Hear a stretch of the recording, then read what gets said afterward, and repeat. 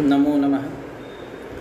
यद्विद्याविलासेन भूतभौतिकसृष्टयः तं नौमि परमात्मानं सच्चिदानन्दविग्रहं। यदन्ते वासि पञ्चास्यैः निरस्ताः भेदिवारणाः तं प्रणौमि नृसिंहाख्यं यतीन्द्रं परमं गुरुं। श्रीमद्वेङ्कटनाथाख्यान् वेलाङ्गुडिनिवासिनः जगद्गुरूनहं वन्दे सर्वतन्त्रप्रवर्तकान्। येन चिन्तामणौ टीका दशटीका विभञ्जिनी तर्कचूडामणिर्नाम कृता विद्वन्मनोरमा। तेन बोधाय मन्दानां वेदान्तार्थावलम्बिने धर्मराजाध्वरीन्द्रेण परिभाषा वितन्यते। आज पुनः हम लोग एक बार वेदांत परिभाषा की चर्चा के लिए इस आमुख पटल समूह पर उपस्थित हैं। आप सभी सुधीजनों का हार्दिक स्वागत एवं अभिनंदन है। जैसा कि हम लोगों ने कल तक चर्चा किया था कि जो गजादि हैं, स्वप्न काल में जो गज तुरगादि की प्रतीति हो रही है, जो स्वप्न काल में इत्यादि तमाम वस्तुओं की प्रतीति हो रही है, प्रतिभास हो रहा है, वो सारे के सारे शुद्ध चैतन्य में अध्यस्त हैं, ऐसा वेदांत सिद्धांत है। तो उस जागरण का स्वप्न काल से जब जागरण काल में व्यक्ति आता है तो उस समय अधिष्ठान तत्व का साक्षात्कार न होने पर, अधिष्ठान तत्व का साक्षात्कार का अभाव रहने पर जागरण काल में भी उन स्वाप्निक पदार्थों की अनुवृत्ति होनी चाहिए, ऐसा पूर्व पक्ष हुआ था। ननु गजादेः शुद्ध चैतन्याध्यस्तत्वे इदानीम अधिष्ठान साक्षात्काराभावात् भावेन जागरणेपि स्वप्नोपलब्ध गजादयो अनुवर्तिरन, ऐसा पूर्व पक्ष हुआ था। तो उसका समाधान देते हुए ग्रंथकार ने कहा था कि एक बाध पदार्थ होता है और एक निवृत्ति पदार्थ होता है। तो गजादि का बाध नहीं होगा, लेकिन गजादि के निवृत्ति में कोई दोष नहीं है। इसी बात को ग्रंथकार ने कहा था, गजादि निवृत्तौ को विरोधा। अब गजादि निवृत्तौ को विरोधा, गजादि की निवृत्ति होती है, बाध नहीं होता है। तो यह निवृत्ति और बाध को समझना होगा। ग्रंथकार को भी यह बात समझ में आई कि हाँ, यहाँ बाध और निवृत्ति पदार्थ का विवेचन कर दिया जाए। इसीलिए इसी भाव को मन में रखते हुए ग्रंथकार ने बाध पदार्थ और निवृत्ति पदार्थ को विशेष रूप से इस प्रश्न स्थल में निरूपित किया। कार्य का विनाश दो प्रकार से होता है।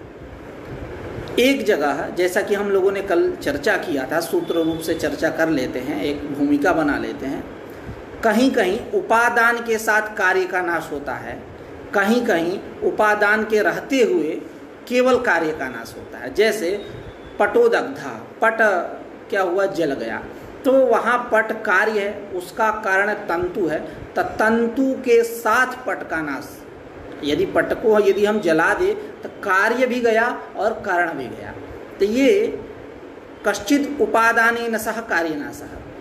दूसरा कि कहीं उपादान विद्यमान रहता है, केवल कार्य का नाश। जैसे घट है, तो घट पे जब आप मुसल प्रहार करेंगे यानी मुदगर प्रहार करेंगे तो घट की वहाँ निवृत्ति होती है।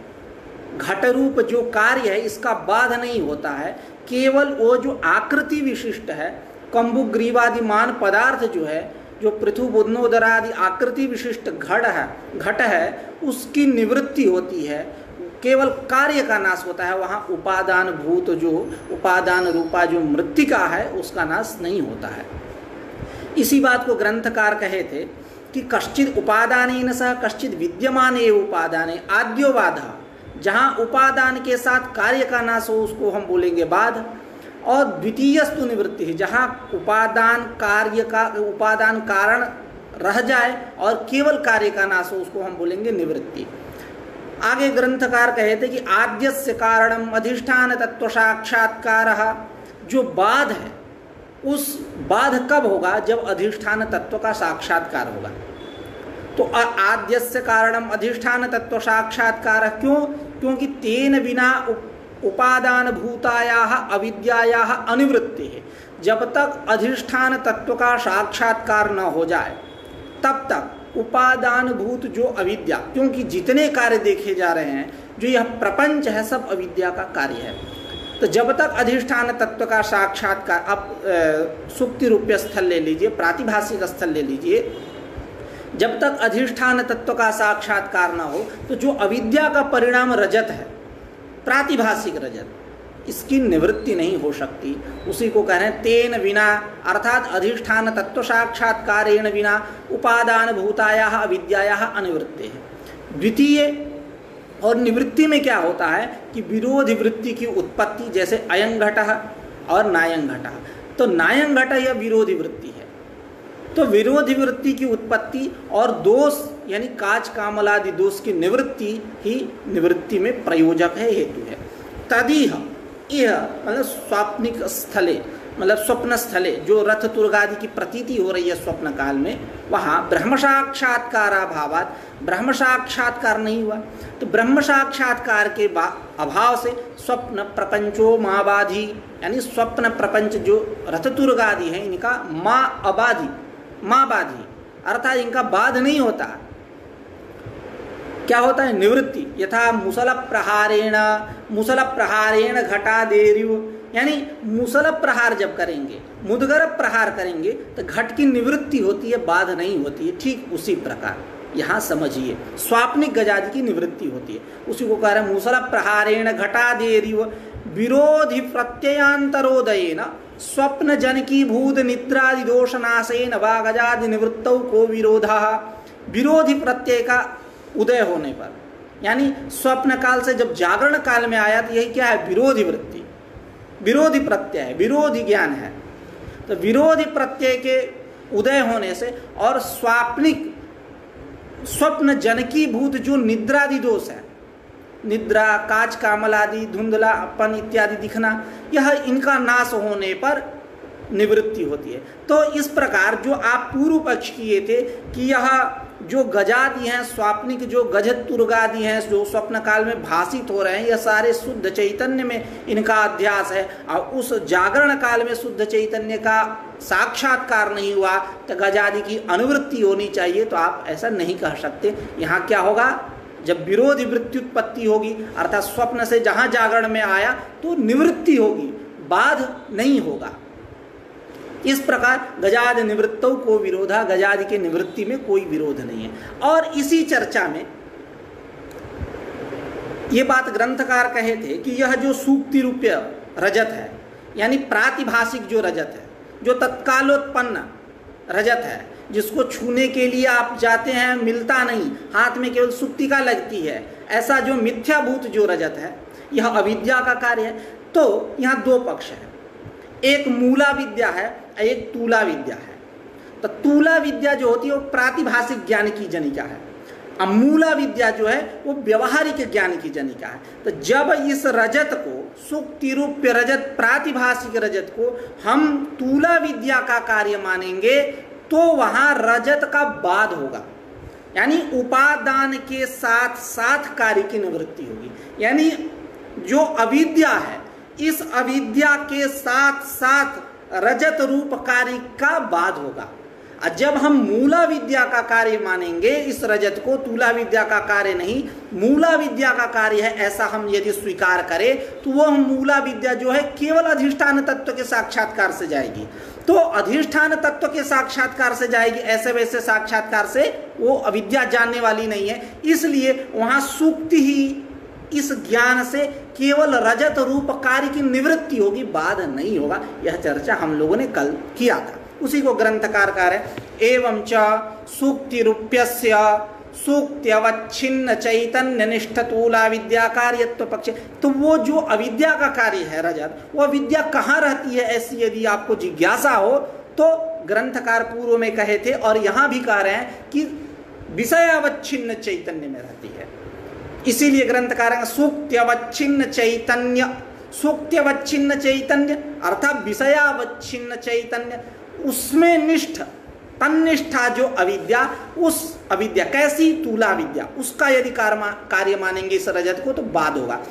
उसी को कह रहे हैं एवं च सूक्ति रूप्यस्य सूक्त्यवच्छिन्न चैतन्य निष्ठ तूला विद्या कार्यत्व पक्षे सूक्ति इति ज्ञानेन, सूक्ति इस ज्ञान से, इति ज्ञानेन तदज्ञानेन सह रजतस्य बाधा, तदज्ञानेन सह रजतस्य बाधा यानी अविद्यया सह रजतस्य बाधा। इसको दूसरे शब्दों में यदि कहना हो स्पष्ट प्रतिपत्ति के लिए तो कह सकते हैं आप उपादानेन सह कार्यना सह, जो बाध पदार्थ है। तो उसी को कह रहे हैं सुक्ति इति ज्ञानेन तदज्ञानेन सह रजतस्य बाधा। जब हम मूला विद्या का कार्य माने रजत को तो रजत की यहाँ निवृत्ति होगी, बाध नहीं होगा, क्योंकि वो अविद्या जानने वाली नहीं है बिना अधिष्ठान तत्व के साक्षात्कार के। उसी को कह रहे हैं मूला विद्या कार्यत्व पक्षे, तो मूला विद्यायाः ब्रह्म तत्व साक्षात्कार मात्र निवर्त्यतया, ब्रह्म साक्षात्कार मात्र निवर्त्य है। कौन? मूला विद्या। निवर्त्यतया ब्रह्म तत्व साक्षात्कार मात्र निवर्त्यतया सूक्तित्व ज्ञानेन अनिवर्त्यतया, सूक्तित्व ज्ञान से वो अविद्या जानने वाली नहीं है, इसलिए रजतस्य तत्र सूक्ति ज्ञानात् निवृत्ति मात्रम, रजत का वहाँ सूक्ति ही इति ज्ञानेन, इस ज्ञान से, इयम सूक्ति ही इस ज्ञान से निवृत्ति मात्रम, केवल निवृत्ति होगी। जिस प्रकार मुसल प्रहारेण घटस्येव, जिस प्रकार मुसल प्रहार करने पर घट की निवृत्ति होती है, घट का बाध नहीं होता है। ये चर्चा हम लोगों ने किया था। अब यहाँ एक पूर्व पक्ष बन के तैयार हो रहा है कि यह जो सुक्ति रूप्य रजत है, प्रातिभासी भ्रम मिथ्या, इसका जो हम निषेध कर रहे हैं नेदम रजतम के साथ, तो वेदांत सिद्धांत में यह जो निषेध है, यह निषेध त्रैकालिक निषेध है। यानी इस सूक्ति में न भूत में रजत था, न वर्तमान में रजत है, न भविष्य में रजत रहेगा, ऐसा वेदांत सिद्धांत है। यानी सूक्ति रूप्य रजत का जो निषेध है वह निषेध त्रैकालिक निषेध है वेदांतियों के यहाँ। अब यहाँ पूर्व पक्षी यानी पूर्व पक्षी नैयायिक, क्योंकि अभी बात करेंगे आगे वाले पंक्ति से हम अर्थ लगाएंगे कि यहाँ पूर्व पक्षी नैयायिक ही है, क्योंकि वैयाकरण धर्मावच्छिन्न प्रतियोगिता का भावाभ्युपगमन, इस पंक्ति के उदाहरण से हम लगाएंगे कि यहाँ पूर्व पक्षी नैयायिक ही है। तो वेदांती जो है इस रजत का सूक्ति रूप जो रजत है, इस रजत का निषेध नेदम रजतम से त्रैकालिक निषेध मानते हैं। अब यहाँ नैयायिक पूर्व पक्षी जो है वो पूछ रहा है कि नेदम रजतम से त्रैकालिक निषेध कैसे करोगे? आपको इस काल में सुक्ति में रजत भाषित हो रहा है तो वर्तमान कालिक निषेध करिए।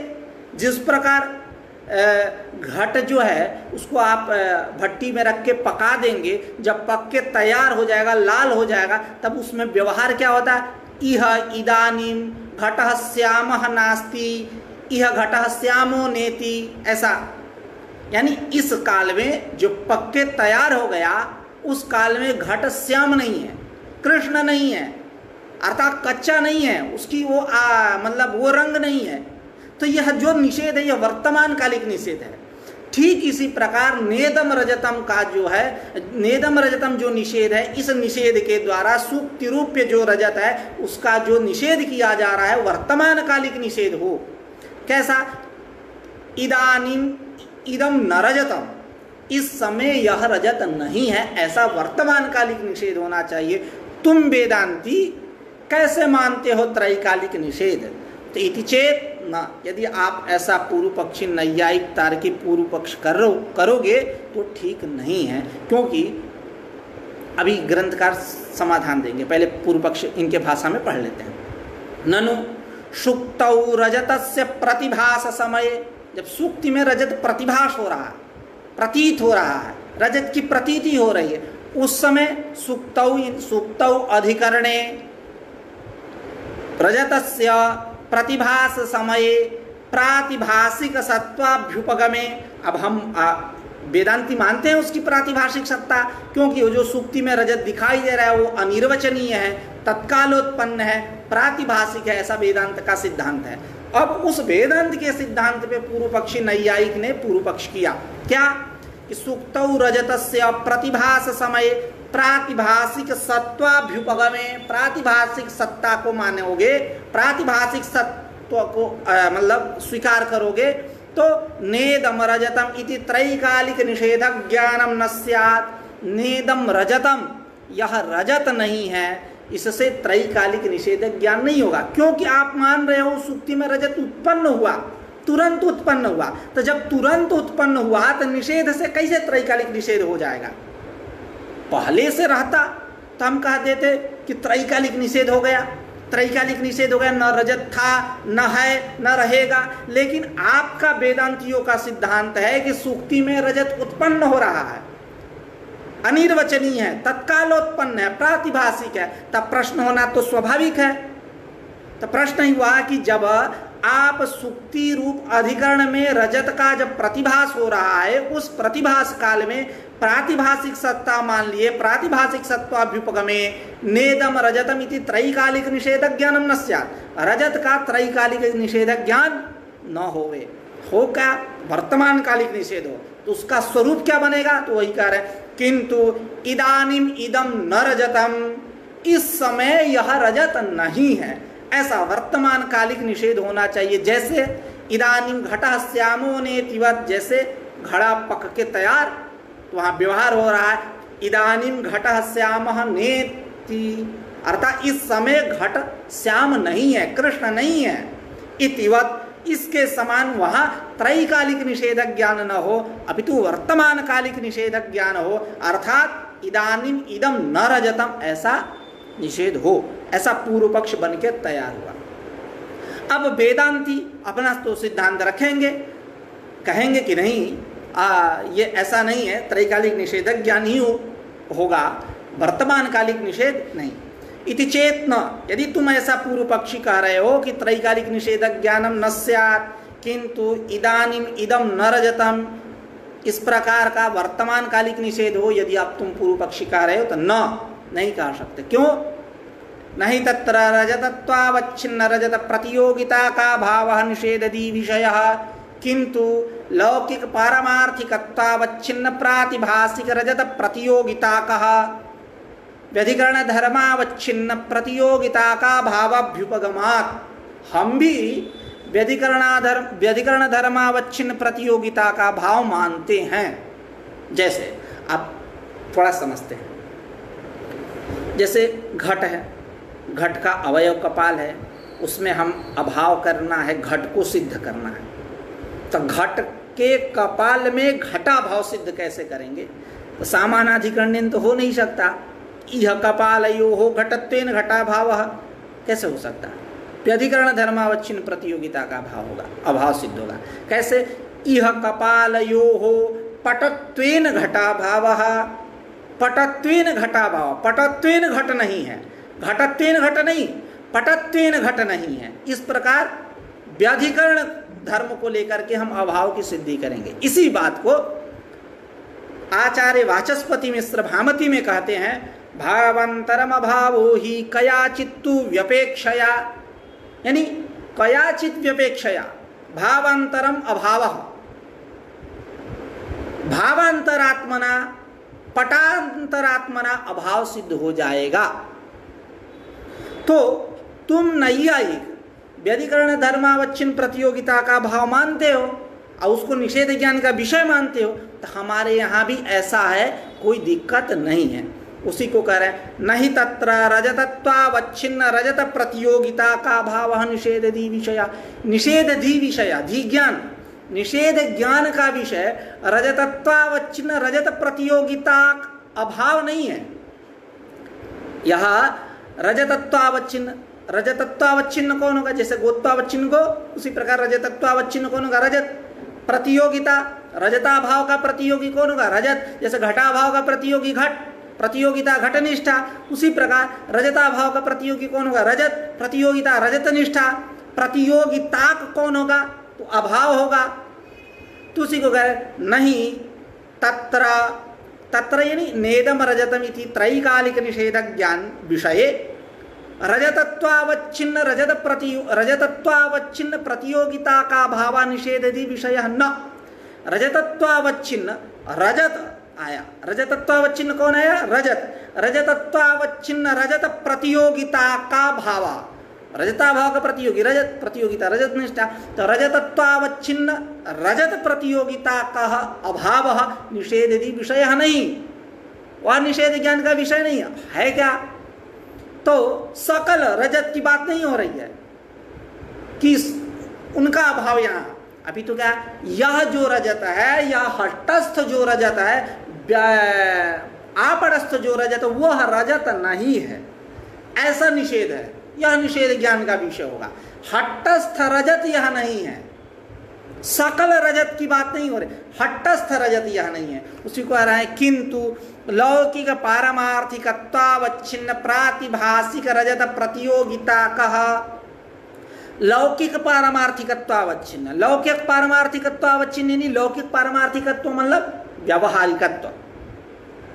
तो लौकिक पारमार्थिकत्वावच्छिन्न रजत, लौकिक पारमार्थिकत्वावच्छिन्न, लौकिक पारमार्थिकत्व नहीं व्यावहारिकत्व, लौकिक पारमार्थिकत्वावच्छिन्न प्रातिभाषिक रजत प्रतियोगिता का, प्रातिभाषिक रजत प्रतियोगिता का अभाव निषेधि विषय, निषेध ज्ञान का विषय है।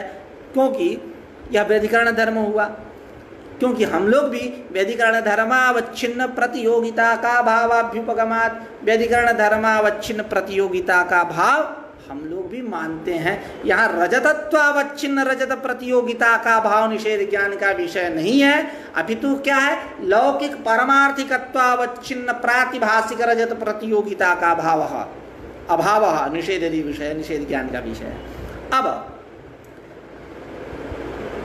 एक पूर्व पक्ष, हाँ, तो इससे क्या निकला कि जो त्रैकालिक निषेध ज्ञान है वह होगा, जो वर्तमान कालिक निषेध ज्ञान कह रहे हैं वह ठीक नहीं है, कि वह लौकिक पारमार्थिक यह रजत नहीं है, न था, न है, न होगा।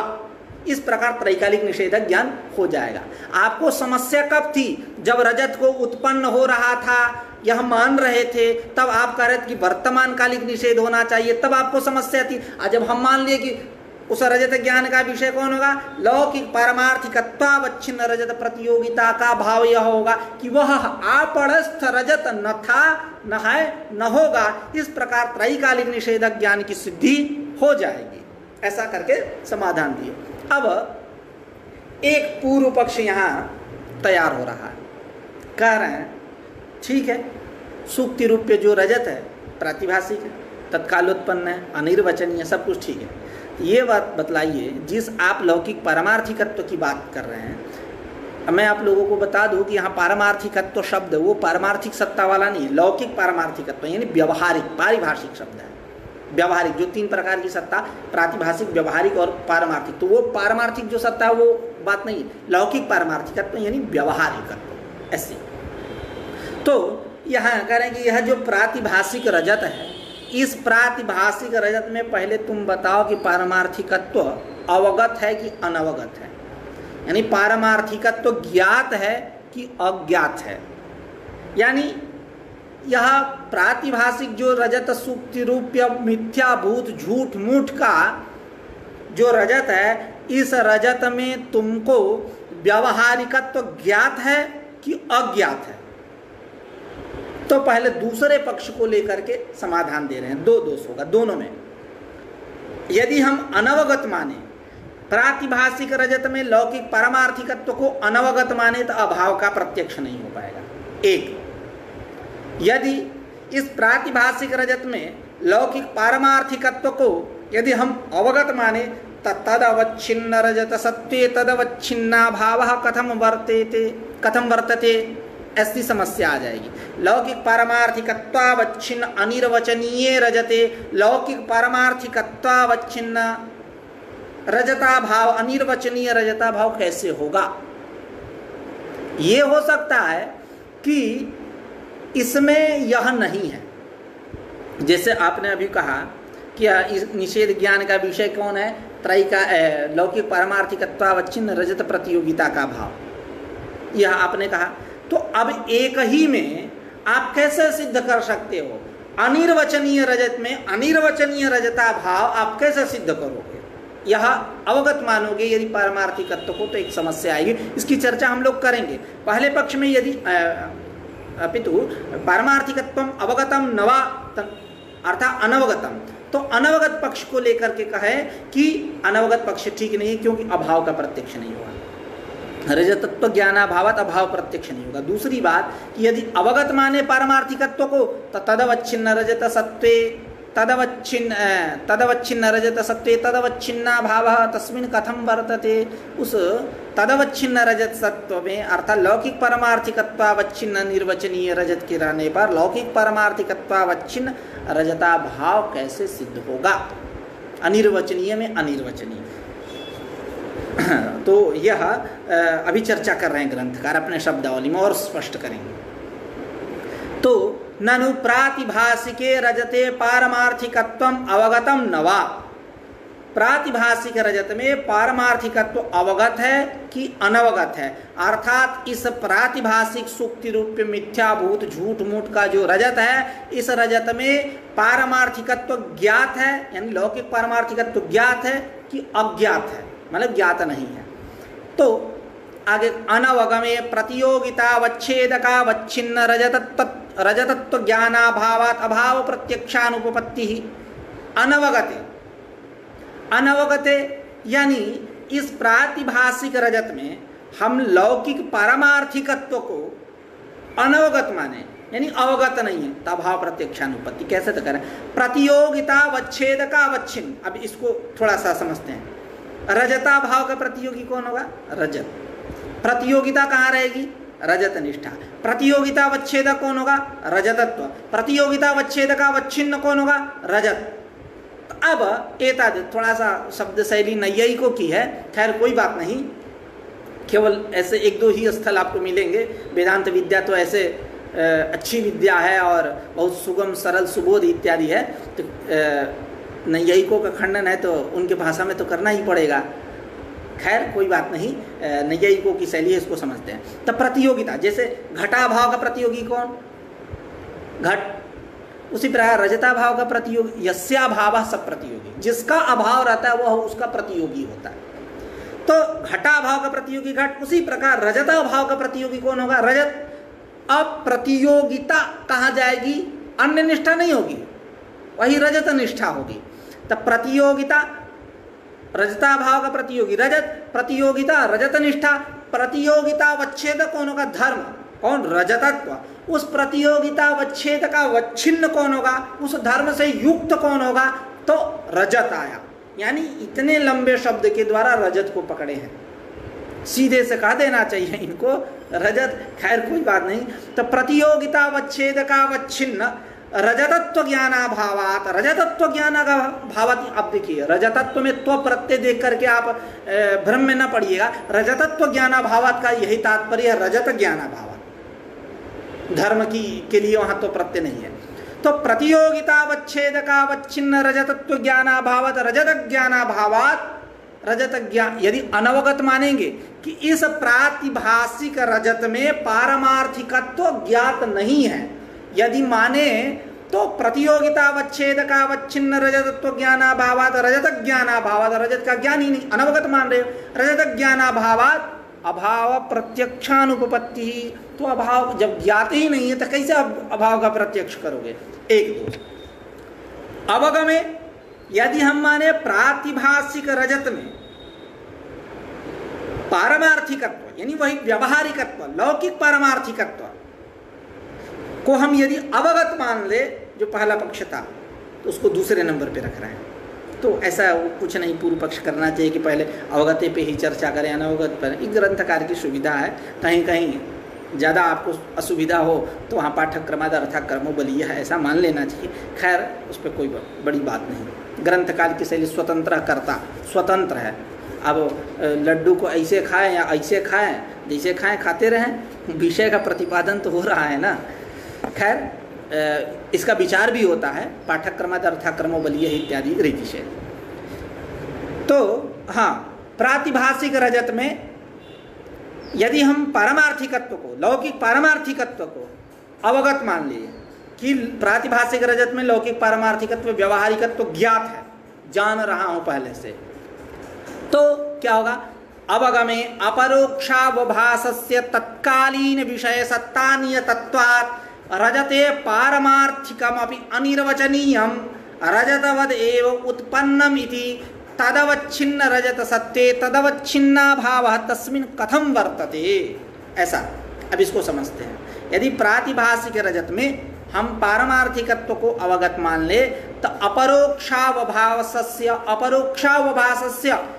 प्रत्यक्ष जो प्रतीत हो रहा है, अपरोक्ष यानी प्रत्यक्ष, अपरोक्षावभासस्य रजतस्य तत्कालीन विषय सत्ता नियतता, उसका विषय सत्ता कैसा? तत्कालीन विषय सत्ता निश्चित होने के नाते निश्चित माननी पड़ेगी, तत्कालीन उसी की विषय सत्ता माननी पड़ेगी। तब क्या होगा? तो रजत में रजते पारमार्थिकम अपि अनिर्वचनीयम, तब पारमार्थिकत्व भी अनिर्वचनीय हो जाएगा, पारमार्थिक भी अनिर्वचनीय होगा। तब इस प्रकार रजत भी अनिर्वचनीय, उसका पारमार्थिकत्व भी अनिर्वचनीय, तो तदवच्छिन्न रजत सत्ते तदवच्छिन्ना भाव, अर्थात लौकिक पारमार्थिकत्वावच्छिन्न तस्मिन् रजते अनिर्वचनीय रजता भाव। हम कैसे करेंगे? अनिर्वचनीय में अनिर्वचनीय भाव नहीं हो सकता। उसी को कह रहे हैं कि अवगमे, यानी हम प्रातिभाषिक रजत में लौकिक पारमार्थिकत्व को अवगत मानेंगे तो अपरोक्षावभासस्य यानी रजतस्य का विशेषण है, रजतस्य तत्कालीन विषय सत्ता नियतत्व रजते पारमार्थिकम अपि अनिर्वचनीयम, और रजतवदेव उत्पन्नम, जिस प्रकार रजत उत्पन्न हो रहा है उसी प्रकार इस पारमार्थिकत्व को भी आपको उत्पन्न मानना होगा। रजतवद एव उत्पन्नम इति, तब यहाँ रजत भी उत्पन्न हुआ और लौकिक पारमार्थिकत्व भी उत्पन्न हुआ। अब देखें एक और दृष्टांत के माध्यम से स्पष्ट करते हैं।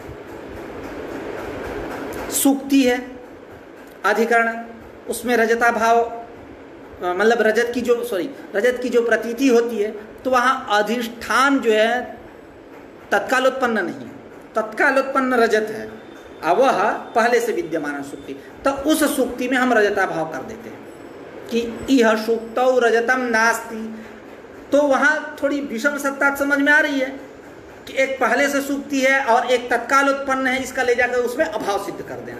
लेकिन अब यहाँ दोनों तत्काल उत्पन्न हो गए, दोनों तत्काल उत्पन्न हो गए, यानी पारमार्थिकत्व भी तत्काल उत्पन्न, इसीलिए कहे पारमार्थिकम अपि अनिर्वचनीयम रजतवद एव उत्पन्नम, यह भी रजत के समान उत्पन्न होगा। तो अब इस रजत के समान उत्पन्न पारमार्थिकत्व और वह जो रजत है जिसका हम अभाव सिद्ध कर रहे हैं, तो जो तुरंत उत्पन्न हुआ, पैदा हुआ, उसी में ले जाकर के पूरे उसका अभाव सिद्ध कर दे, ये ठीक नहीं है, ये नहीं हो सकता। उसी को कहते तदवच्छिन्न रजत सत्ते तदवच्छिन्ना भाव तस्मिन् कथम वर्तते, उस पर ले जा करके यूँ कहे यदि लोगों की भाषा में कि अभी पैदा नहीं हुआ और ले जा करके 5 kg का मोटरी उसके सर पे रख दें, तब बस आनी पानी दोष बुढ़िया भरोस। तो अवगमे अपरोक्षावभासस्य तत्कालीन विषय सत्ता नियतत्वात् रजते पारमार्थिकम अपि अनिर्वचनीयम, पारमार्थिकत्व भी अनिर्वचनीय होगा और रजतवद एव उत्पन्नम, रजत के समान वह उत्पन्न होगा। इति, तब क्या समस्या आएगी? तदवच्छिन्न रजत सत्ते तदवच्छिन्ना भाव तस्मिन् कथम वर्तते। तदवच्छिन्न रजत सत्ते यानी लौकिक पारमार्थिकत्वावच्छिन्न अनिर्वचनीय रजते, अनिर्वचनीय रजते तदवच्छिन्न रजत सत्ते, लौकिक पारमार्थिकत्वावच्छिन्न अनिर्वचनीय रजते तदवच्छिन्ना भावः, लौकिक पारमार्थिकत्वावच्छिन्न रजत अनिर्वचनीय रजता भावः तस्मिन् कथम वर्तते, कैसे रह सकता है। इति चेत न, यदि आप ऐसा कहो तो ठीक नहीं है। अब मंडन करना, जो पूर्व अवगतम अनवगतम वा, तो दोनों में दोष दिखा दिए। अब कह रहे हैं ग्रंथकार, अब वेदांती, कि पारमार्थिकत्वस्य अधिष्ठाननिष्ठस्य रजते प्रतिभास संभवेन रजतनिष्ठ पारमार्थिकत्व उत्पत्ति अनभ्युपगमात् यत्र आरोप्यम असन्निकृष्टम तत्रैव प्रातिभासिक वस्तुत्पत्तेः। अब इसके द्वारा समाधान दे रहे हैं, यानी कह रहे हैं कि यहाँ कोई पारमार्थिकत्व उत्पन्न नहीं हो रहा है कि तो जो ले जा करके तुम समस्या पैदा कर दिए कि तदवच्छिन्न रजत सत्वे कथम तदवच्छिन्ना भाव, जो आप तदवच्छिन्न रजत सत्वे तदवच्छिन्ना भाव तस्मिन् कथम वर्तते, यह जो आपने पूर्व पक्ष ले जा करके पटक दिया यह ठीक नहीं है। क्यों कि यहाँ पारमार्थिकत्व उत्पन्न नहीं हो रहा है, वो जो चैतन्य है उसी का पारमार्थिकत्व है। उसी को कह रहा है कि पारमार्थिकत्व से अधिष्ठान निष्ठ से, अन्वय ऐसा करेंगे, अधिष्ठान निष्ठ से पारमार्थिकत्व से, अधिष्ठान निष्ठ जो पारमार्थिकत्व है उसी पारमार्थिकत्व का रजते प्रतिभास संभवेन, रजत में प्रतिभास हो रहा है, तब प्रतिभास संभव होने से रजत निष्ठ पारमार्थिकत्व उत्पत्ति अनभ्युपगमात, रजत निष्ठ पारमार्थिकत्व की उत्पत्ति हम स्वीकार नहीं करते। क्यों?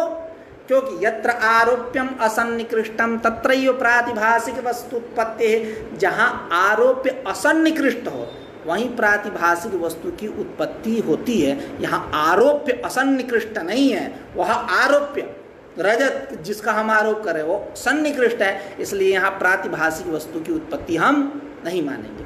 यत्र आरोप्यम असन्निकृष्टम तत्रैव प्रातिभासिक वस्तु उत्पत्ति। देखिए, जहाँ आरोप्य के साथ जिसका हम आरोप कर रहे हैं उसके साथ यदि इंद्रिय सन्निकर्षता हो, इंद्रिय सन्निकृष्ट हो वो आरोप्य, तो हम उसकी अनिर्वचनीयता हम स्वीकार नहीं करते, हम वेदांती। जैसे लोहित स्फटिका, यह स्फटिक कैसा है? लोहित है, लाल है। जपा कुसुम होता है, जपा कुसुम जिसको हम बोलते हैं देसी शब्दों में या गांव देहात के शब्दों में तो अड़हुल, अड़हुल का फूल। अब आप लोग के यहाँ जो भी इसका नाम हो, जो लाल लाल होता है एकदम अड़हुल, उसमें भी कई प्रजातियाँ कई वैरायटी होती है। खैर, आप ये तो उपलक्षण है जपा कुसुम, आप रेड गुलाब को ही ले लीजिए, ठीक है। तो स्फटिक है, तो स्फटिक अत्यंत स्वच्छ होता है, उसके सामने जपा कुसुम है या कोई, जैसे मैं ये पहना हूँ यही लाल है, तो स्फटिक के सामने जाएंगे तो लालिमा जो है उसमें प्रकाशित होगी। तो वहाँ आरोप्य क्या हुआ? असन्निकृष्ट नहीं हुआ, सन्निकृष्ट है, आँख से उसका इंद्रिय वेद्य है, चक्षुराद इंद्रिय वेद्यता है। तो उस स्फटिक में जो लौहित्य की प्रतीति हो रही है उस लौहित्य की अनिर्वचनीयता हम वेदांती स्वीकार नहीं करते। एतावता जब आरोप्य के साथ सन्निकर्ष हो तो अनिर्वचनीय की वस्तु की उत्पत्ति नहीं मानते। यदि वही जपा कुसुम यदि द्रव्यांतर के द्वारा व्यवधान हो, ढक जाए, चादर उधर चढ़ा दे, द्रव्यांतर व्यवधान हो तो असन्निकृष्ट होगा। अब इंद्रिय वेद्यता नहीं हुई, चक्षुरादि के साथ सन्निकर्ष नहीं बना, तब यदि लौहित्य की प्रतीति हो रही है तो उसमें हम उसकी अनिर्वचनीयता स्वीकार करेंगे, ऐसा हमारा सिद्धांत है।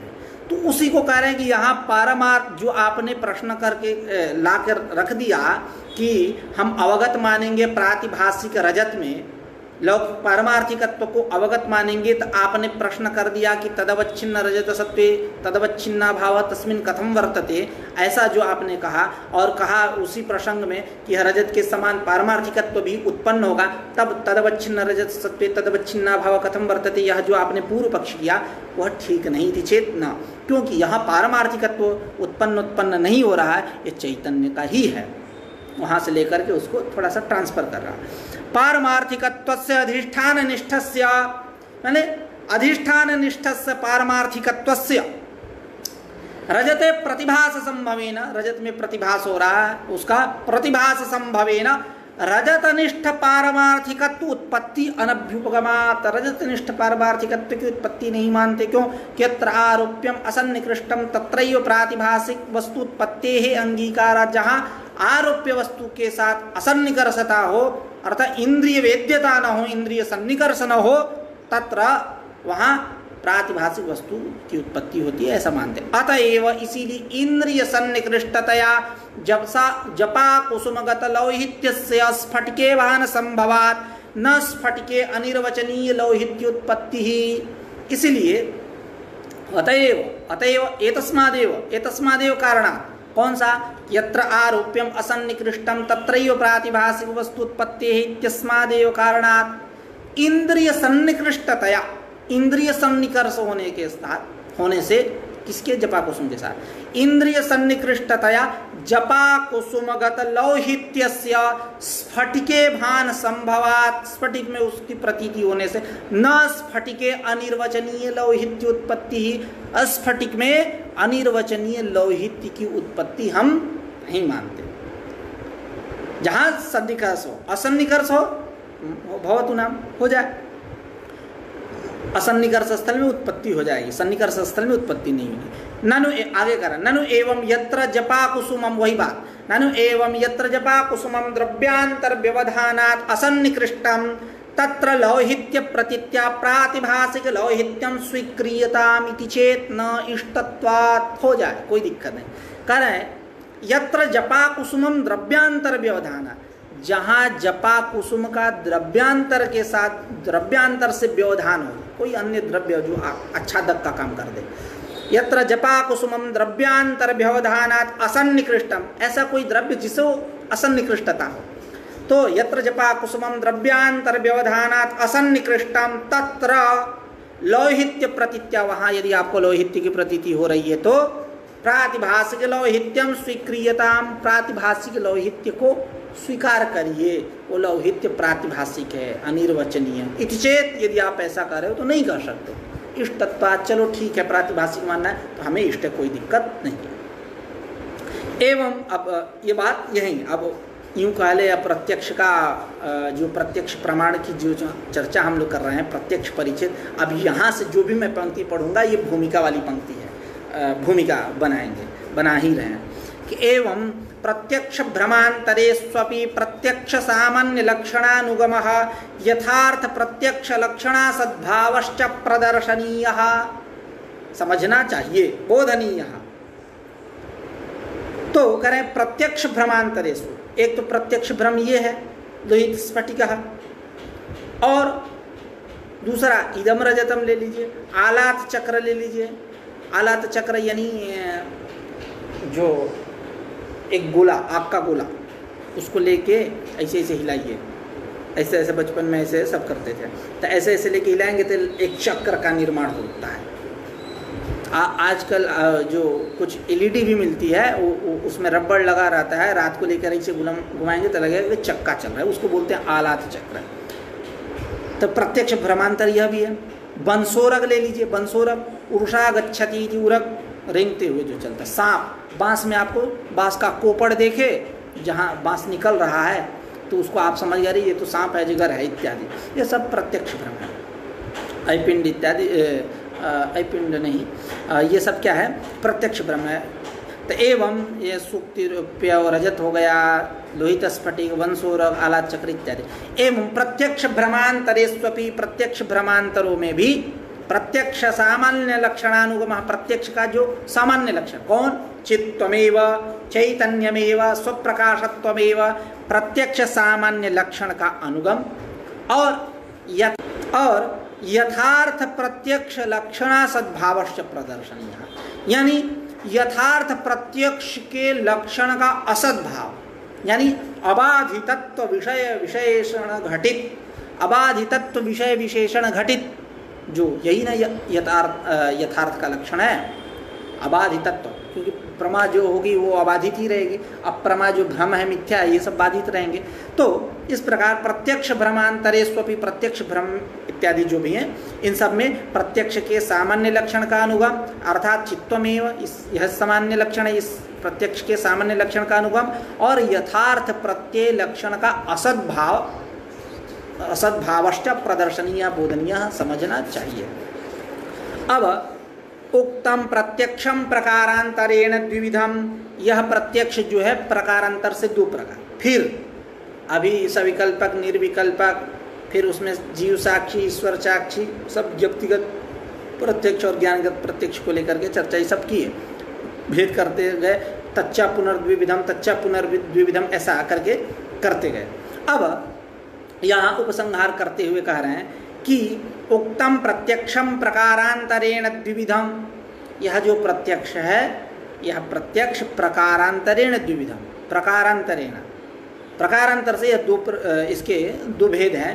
कौन, इंद्रियजन्यम तदजन्यम चेति इंद्रियजन्य प्रत्यक्ष और तदजन्य इंद्रियाजन्य। क्यों इंद्रियाजन्य? क्योंकि जो सुख दुख आदि का प्रत्यक्ष कर रहे हैं यह मन से होता है। तो मन से होता है तो मन हमारे यहाँ इंद्रिय नहीं, हमारे यहाँ कहने का तात्पर्य अभी वेदांत परिभाषा पढ़ रहे हैं इसलिए वेदांत परिभाषाकार के मत में, अन्य विवरण इत्यादि में मन इंद्रिय है। केवल यही इनकी एक विशेषता है, जैसा कि मैंने शुरू में कहा था कि धर्मराजा ध्वरींद्र की कुछ विशेषताएं हैं कि मन को इंद्रिय नहीं मानते और तत्त्वमसि स्वयं देवदत्त इत्यादि स्थलों में लक्षणावृत्ति नहीं मानते हैं, अभिदया वहाँ काम चलाते हैं ऐसा। तो यह उक्तम प्रत्यक्षम प्रकारांतरेण द्विविधम इंद्रियजन्यम तदजन्यं चेति। इंद्रियजन्य और तदजन्य यानी इंद्रियाजन्य। तत्र तयोः मध्ये इंद्रियजन्य तदजन्ययोः मध्ये इंद्रियाजन्यम सुखादि प्रत्यक्षम। इंद्रियाजन्य कौन हुआ? तो सुखादि प्रत्यक्ष। मनसा इंद्रियत्व निराकरणात्, मन के इंद्रियत्व का खंडन इन्होंने कर दिया है पूर्व में, इसलिए वह इंद्रियाजन्य सुखादि प्रत्यक्ष है। इंद्रियां कौन है, कितनी है? करें इंद्रियाणि पंच, ये सब उपसंहार है। जो मेन चर्चा थी वो हम लोग कर चुके, मतलब इस चर्चा में कुछ विशेष नहीं रखा गया, इसलिए केवल पंक्ति का वाचन कर दें, थोड़ा सा अर्थ करते हुए तो हो जाएगा। इंद्रियाणि पंच, पांच इंद्रिया कौन? घ्राण रसन चक्षु श्रोत्र त्वगात्मकानि, ये पांच। सर्वाणि चेन्द्रियाणि स्व विषय संयुक्तान्येव प्रत्यक्ष ज्ञानम जनयन्ति। ये सारी अब थोड़ी सी एक विशेषता की चर्चा होगी। तो सर्वाणि चेन्द्रियाणि, जो सारी इंद्रियां हैं ये सब, घ्राण रसन त्वक चक्षु इत्यादि, ये सब जो है स्व विषय संयुक्तान्येव, अपने अपने विषयों के साथ जब इनका संयोग होगा, तो अपने अपने विषयों के साथ इनका जब संयोग होगा तो प्रत्यक्ष ज्ञान को उत्पन्न करेंगे। तत्र, अब इनमें कि कुछ इंद्रियां विषय देश को जाती हैं और कुछ नहीं जाती हैं, है ना, क्योंकि दोष है, उस दोष की भी चर्चा ग्रंथकार स्वयं अपने शब्दावली में करेंगे। तत्र घ्राण रसन त्वगिंद्रियाणि स्वस्थान स्थितान्येव गंधरस स्पर्शोपलम्भान जनयन्ति।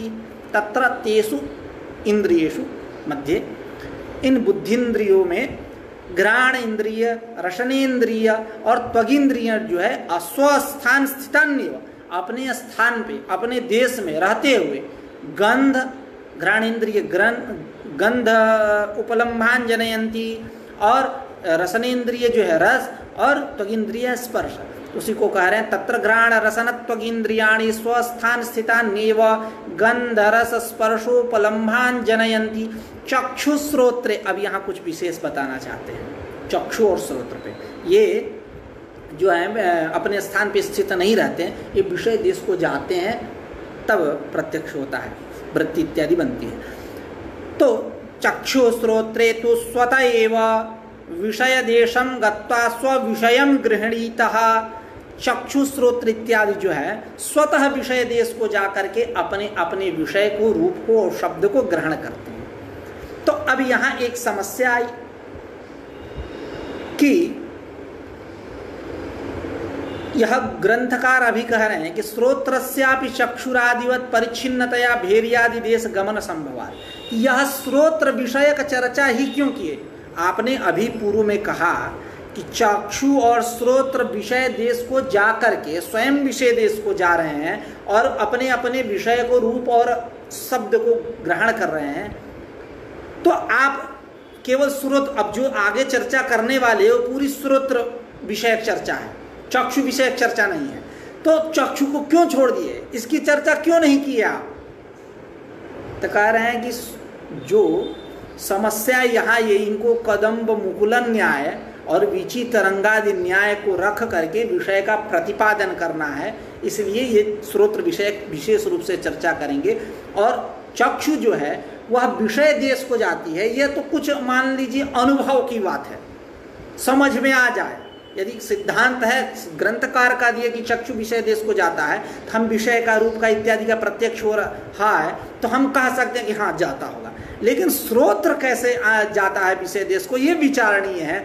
इसी भाव को लेकर के ग्रंथकार केवल श्रोत्र विषय चर्चा करेंगे कि कैसे विषय देश को जाता है। उसी को कह चक्षु श्रोत्रे तो स्वतः एव विषय देशम गत्वा स्व विषयम गृहणीतः श्रोत्रस्यापि चक्षुरादिवत परिच्छिन्नतया, जिस प्रकार श्रोत्र परिच्छिन्न है रूपादि से, उसी प्रकार सब श्रोत्रेंद्रिय जो है कर्ण सस्कुल्यवच्छिन्न नव, जो वही श्रोत्र है। कर्ण सस्कुल्यवच्छिन्नम नभ श्रोत्रम इत्यत्र कर्ण सस्कुल्योपाधि कार्यानन्वयी व्यावर्तको वर्तमानश्च, ऐसा हम लोगों ने चर्चा किया था पहले। तो यह जो श्रोत्र है नभ, तो वह श्रोत्र चक्षुरादि व चक्षुरादि इंद्रियों के समान परिच्छिन्नत है, जैसे वो रूप से परिच्छिन्न है, ठीक उसी प्रकार यह शब्द से परिच्छिन्न है। भेरी आदि देश गमन संभवात, जो मृदंग आदि भेरी इत्यादि जो वाद्य यंत्र है उस देश को जाता है परिच्छिन्नतया। तो श्रोत्रस्यापि चक्षुरादिवत परिच्छिन्नतया भेर्यादि देश विषय भेर्यादि देश गमन संभवात, अतएव इसीलिए अनुभव होता है। अतएव अनुभवः भेरी शब्दों मया श्रुतः, इसीलिए अनुभव होता है कि भेरी का शब्द जो उस मृदंग इत्यादि जो वाद्य यंत्र है उससे उत्पन्न जो शब्द वो मया श्रुतः, मैंने सुना, यह अनुभव होता है। यदि यहाँ पूर्व पक्षी कहे, नैयायिक इत्यादि तार्किक इत्यादि अन्य भी कहे कि नहीं, बीची तरंगादि एक न्याय है, एक कदम्ब मुकुलन न्याय है, उससे क्या होगा कि शब्द इत्यादि जो हैं यह विषय देश को, मतलब शब्द इत्यादि जो विषय हैं ये श्रोत्रेंद्रिय के यहाँ आते हैं, श्रोत्रेंद्रिय जाति होती कहीं नहीं है। जो आप कह रहे हो चक्षुरादिवत परिच्छिन्नतया भेर्यादि देश गमन संभवात रिक्तम बचा, ऐसा पूर्व पक्षी कहे तो उसका समाधान दे रहे हैं कि नहीं, यहाँ दो गौरव दोष, दो क्या बीची तरंगादि न्याय को पहले समझते हैं। बचपन में हम लोग ईंट पत्थर एकदम बढ़िया सा जो प्लेन हो, जो खपड़ैल होता था, उसको बढ़िया से ईंटा से कूट काट के गोल बना देते चिप्पी, और उसको लेके पानी में ऐसे मारते थे तो तरंगे उत्पन्न होती थी, एक उसके बाद दूसरी, उसके बाद तीसरी, उसके बाद तीसरी, ऐसे उत्तर तरंगों की मतलब उत्पत्ति हो। कदम्ब मुकुलन न्याय ले लेंगे तो वहाँ भी आप देखेंगे तो एक पूर्व पहले सबसे नीचे वाला खुलेगा, उसके बाद ऊपर वाले को प्रेरणा देगा, ऊपर वाले को प्रेरणा, ऐसे ऐसे करके पूरा विकसित हो जाए।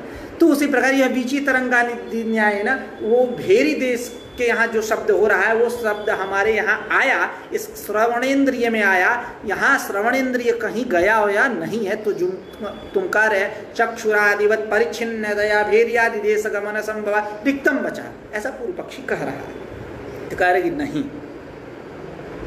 दो दोष, एक कि जैसे बीची तरंग में अनंत तरंगे उत्पन्न होती हैं उसी प्रकार यहाँ अनंत शब्दोत्पत्ति होगी, तो अनंत शब्दोत्पत्ति कल्पना गौरव होगा एक। और दूसरी बात कि भेरी का शब्द मैंने सुना, यह जो प्रत्यक्ष भ्रम है, प्रत्यक्ष है, इसमें भ्रमत्व कल्पना हो जाएगी कि कौन सा शब्द सुना, पहला दूसरा तीसरा लास्ट कौन सा तरंग आपके कान में छुआ।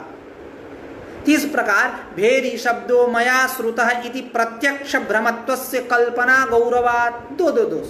तो इसलिए इस एतावता यह निकला कि चक्षुरादि के समान चक्षुरादिवत परिच्छिन्नतया जो श्रोत्रेंद्रिय है विषय देश को गई, यहाँ कोई शब्दोब्द आयो या नहीं, उसी को कह रहे हैं यहाँ कि अतएव अनुभवो भेरी शब्दो, हाँ, चक्षु श्रोत्रे तो स्वतः एव विषय देशं गत्वा स्व विषयं गृह्णीतः श्रोत्रस्यापि चक्षुरादिवत् परिच्छिन्नतया भेर्यादि देश गमन संभवात् अतएव अनुभवः भेरी शब्दो मया श्रुतः इति वीचितरंगादि न्यायेन कर्णसस्कूली प्रदेशे अनंत शब्दोत्पत्ति कल्पना गौरवम् और भेरी शब्दो मया श्रुतः इति प्रत्यक्षस्य भ्रमत्व कल्पना गौरवम च स्यात्, यह दोष आ जाएंगे। इस प्रकार ये सामान्य बात रही, पंक्ति की केवल चर्चा थी, स्पष्ट था, इसलिए इस पे ज़्यादा विचार नहीं हुआ। विचार जो करना था वो हम लोग कर दिए, व्यधिकरण धर्मावच्छिन्न प्रतियोगिता का अभाव इत्यादि करके। तो इत्तदेवं व्याख्यातम प्रत्यक्षम, इस प्रकार प्रत्यक्षम ग्रंथकारेण व्याख्यातम, प्रत्यक्ष का ग्रंथकार के द्वारा व्याख्या किया गया, प्रतिपादन किया गया। इति प्रत्यक्ष प्रमाणम श्री विश्वनाथार्पणमस्तु। कल हम लोग चर्चा करेंगे अथानुमान परिच्छेद अथानुमानम निरूप्यते। आज का पाठ यहीं रखते हैं, कल पुनः एक नई ऊर्जा से मिलते हैं।